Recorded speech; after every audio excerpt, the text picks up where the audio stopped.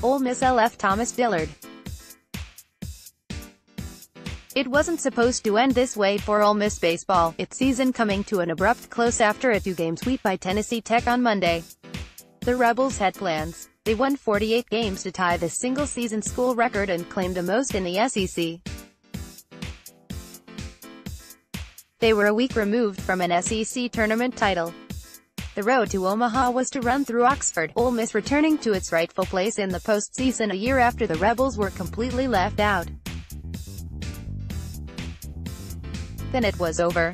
It kind of takes you by shock, Ole Miss sophomore left fielder Thomas Dillard said. You have all these plans, supers, Omaha, and how long we can play in Omaha. For it to end like this, people are going to be cheating to summer ball soon. It's a really hard pill to swallow. You meet so many new guys on the team, you get 35 new brothers every year. To not play with Will Golson, Will Stokes, or Tim Rowe ever again so quickly like that, it's definitely difficult to swallow because those are some of the best leaders and guys I've ever played with. It still hasn't set in yet, but just really proud of how this team played all year. Tech's a really good team. Ole Miss won its first two games of the Oxford Regional. The Rebels entered Monday needing just one more to advance to Super Regional play for the first time since 2014. But they were routed in Game 1, 15-5, and blew a 2-0 lead late in the nightcap. Now the program, once again, looks to the future. It's all the Rebels can do, really. You're always at a loss for words, head coach Mike Bianco said. I told the players, I've done this here for 18 years and 3 other years at McNeese State. Every season usually ends in a loss, unless you win a national championship. Unfortunately, I think as coaches, you're never prepared for that final talk or that final message.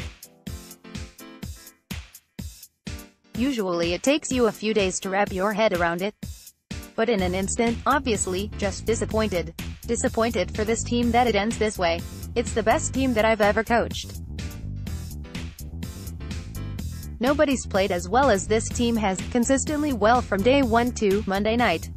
Dillard and his fellow 2016 classmate, shortstop Gray Kessinger, both admitted it will take some time for this sting to fade. Time has a way of naturally expediting the process. But Ole Miss had rarely, if ever, fielded a team so accomplished. SEC Tournament champions. SEC West regular season champions. The most wins of any Ole Miss team in program history going into the NCAA tournament. The highest pre-postseason ranking, number 2, in program history. The Rebels were a consensus top 5 team. The Rebels will look similar next season, but the MLB Draft has ensured they will have some tough losses to make up for. Among the departures will be sophomore left-handed ace Ryan Rollison, who was drafted in the first round, no.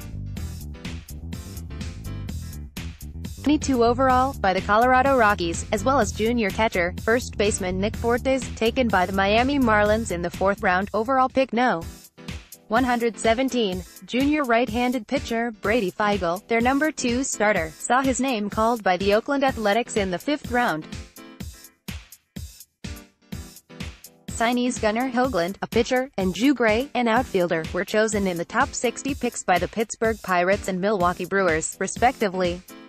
It was a special group to be a part of, Kessinger said. Day in and day out, coming to the field with these guys was special.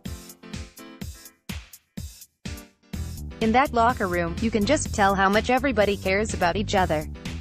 To lose so abruptly and not have that in your plans at all, it's hard. It hasn't set in yet. But it was special, and it was definitely a year I don't think any of us will forget.